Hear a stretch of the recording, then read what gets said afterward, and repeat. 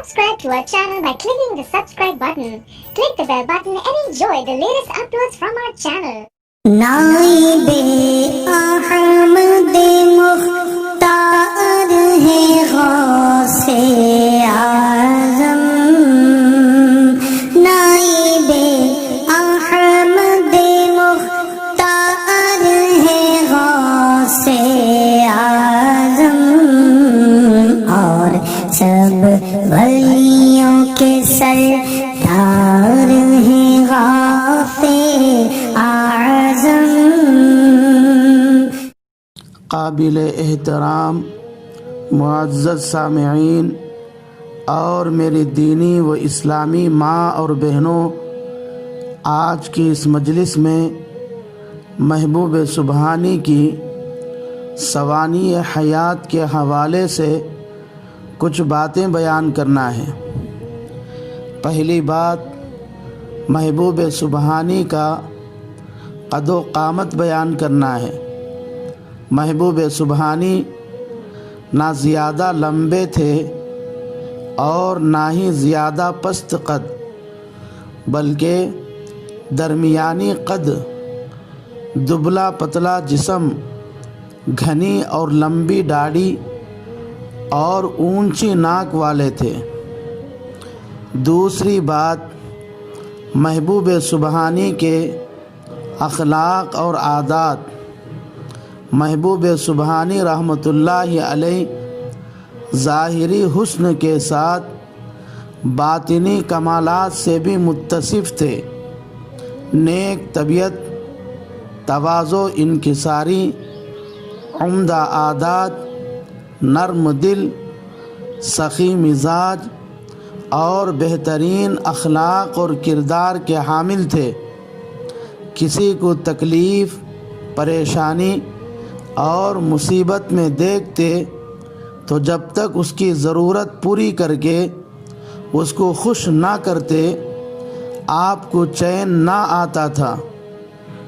تیسری بات، محبوب سبحانی کی علمی قابلیت۔ محبوب سبحانی رحمۃ اللہ علیہ بغداد کے جید علماء اور فضلاء سے علمی استفادہ کر کے علم حدیث، تفسیر، فقہ، اصول فقہ، فن ادب اور فن نحو وغیرہ علوم میں مہارت تامہ حاصل کر چکے تھے۔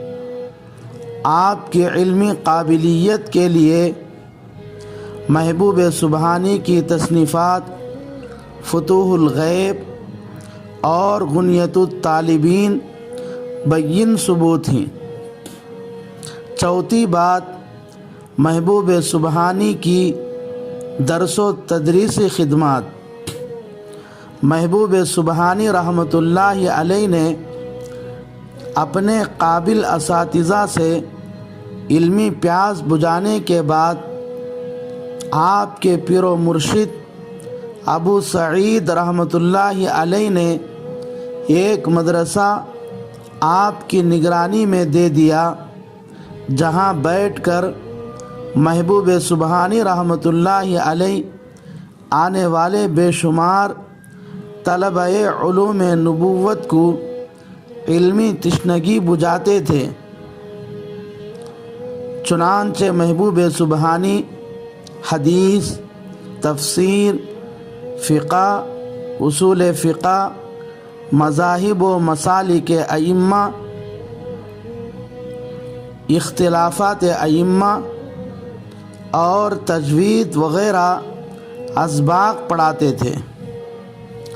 پانچویں بات، فتویٰ نویسی کی ذمہ داری۔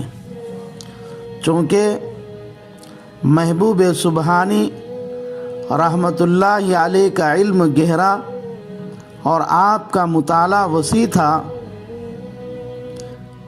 اس لیے آپ فتویٰ نویسی کی ذمہ داری بھی بحسن خوبی سنبھالتے تھے۔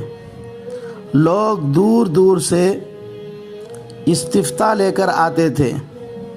محبوب سبحانی رحمۃ اللہ علیہ ان آنے والوں کو برجستہ جواب مرحمت فرماتے تھے۔ محبوب سبحانی اکثر فتویٰ شافعی اور حنبلی مسلک کے مطابق دیتے تھے۔ محبوب سبحانی کے فتاویٰ سے ہم عصر علماء تعجب کرتے اور آپ کی تعریف کرتے تھے۔ ایک مرتبہ ایک سوال آیا کہ ایک شخص قسم کھا لی کہ وہ ایسی عبادت کرے گا کہ اس وقت اس عبادت میں کوئی دوسرا شریک نہ ہوگا۔ اگر اس نے قسم پوری نہ کی تو اس کی بیوی کو 3 طلاق۔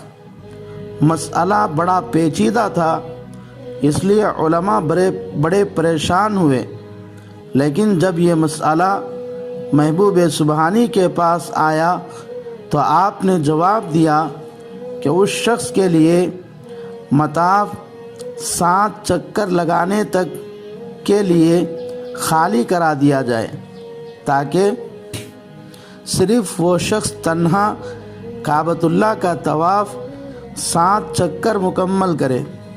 چونکہ طواف صرف مطاف ہی میں ہوتا ہے، کسی اور جگہ نہیں کیا جا سکتا، اس لیے طواف کے اس عبادت میں اس کے ساتھ کوئی اور شریک بھی نہیں ہو سکتا۔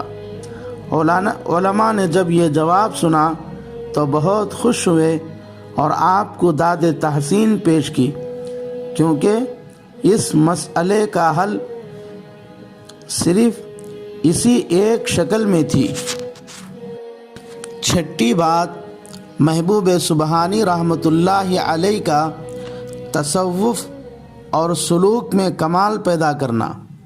محبوب سبحانی رحمۃ اللہ علیہ نے ظاہری علوم کے ساتھ ساتھ باطنی علوم کی طرف بھی توجہ دی اور ان میں کمال حاصل کیا، کیونکہ انسان کو کفر و شرک، غیر اللہ پر اعتماد کلی، اعتقادات فاسدہ، تکبر، حسد، سمع، ریا، عجب، خود ستائی، خود پسندی، بغض و عناد، عداوت و دشمنی، حب جاہ اور حب مال جیسی باطنی نجاسات اور رذائل سے اپنے آپ کو بالکلیہ پاک کرنے اور اپنے آپ کو فضائل سے مزین کرنے کے لیے ایک شیخ کامل کی اشد ضرورت ہوتی ہے۔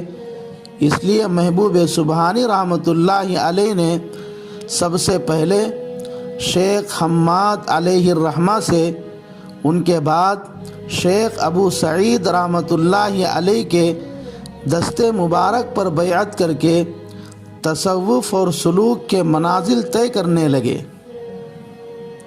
7ویں بات، پند و نصیحت۔ محبوب سبحانی رحمۃ اللہ علیہ نے یکے بعد دیگرے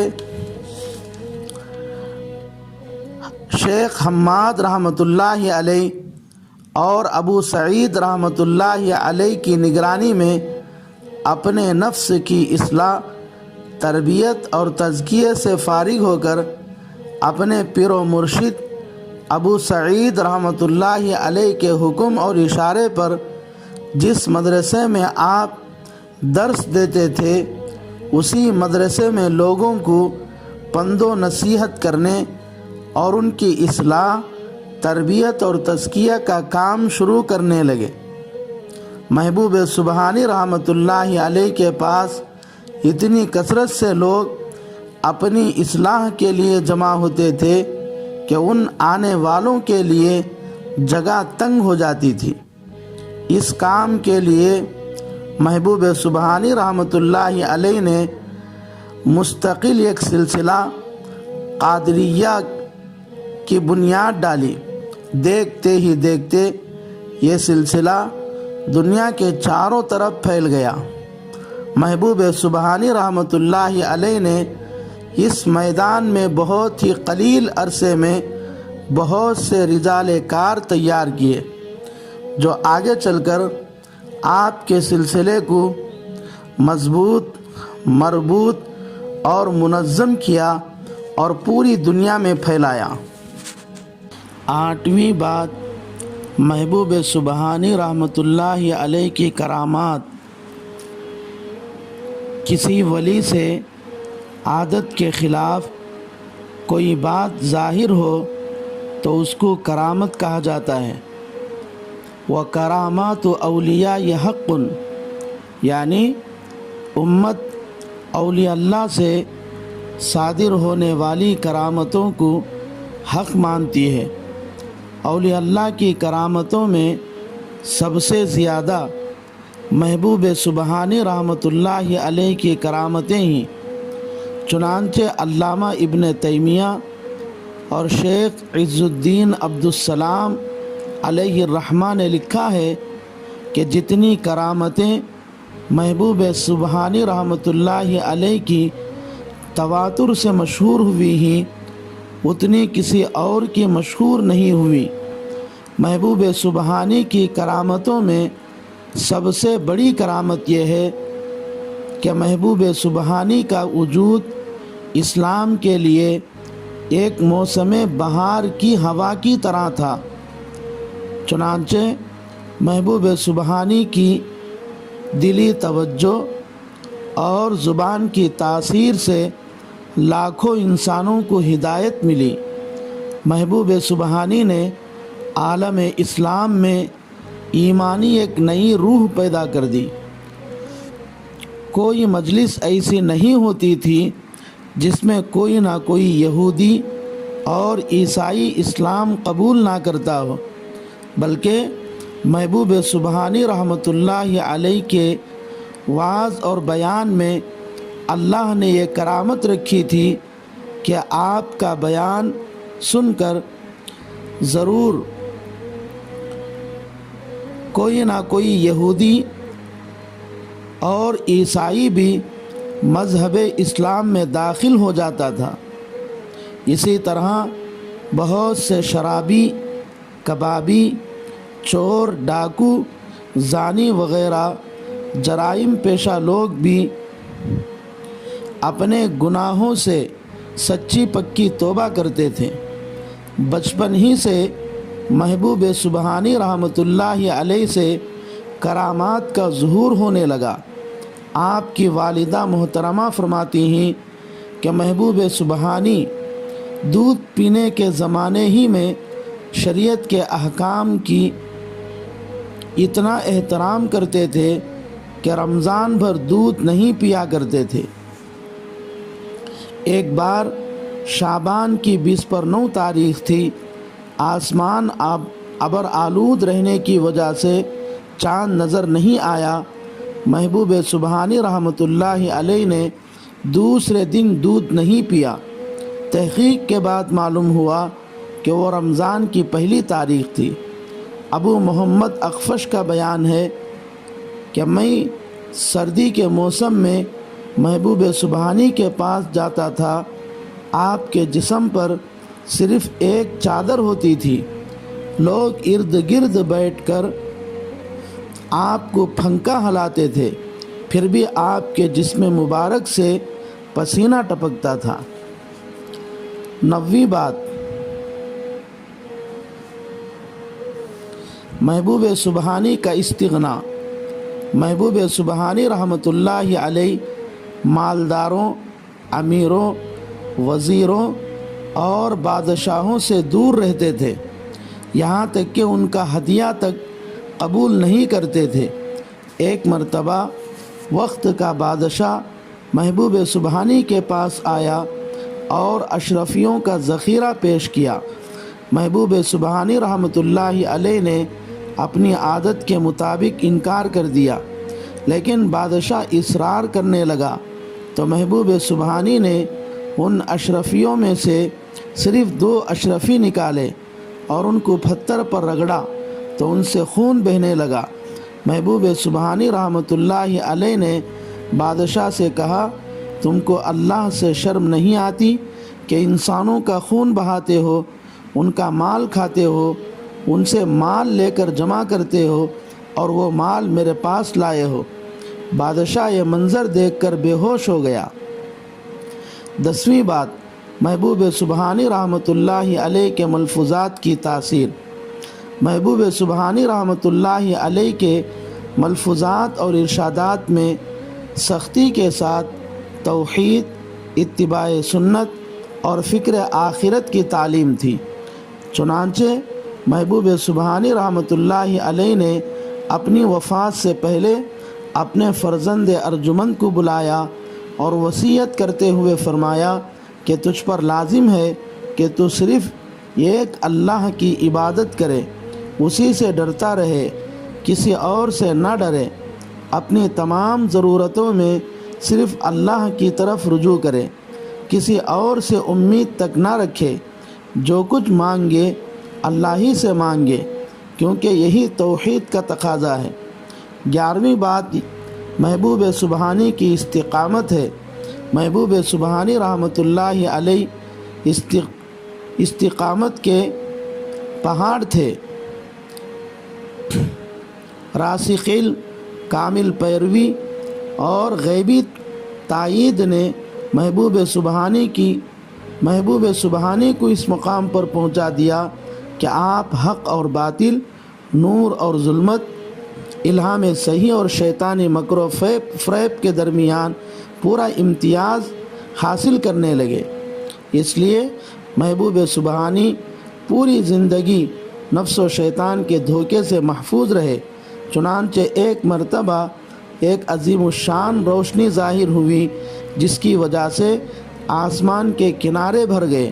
اس روشنی سے ایک صورت ظاہر ہوئی اور محبوب سبحانی رحمۃ اللہ علیہ سے مخاطب ہو کر کہنے لگی، اے عبد القادر، میں تمہارا رب ہوں، میں تمہارے لیے تمام حرام کاموں کو حلال کر دیے۔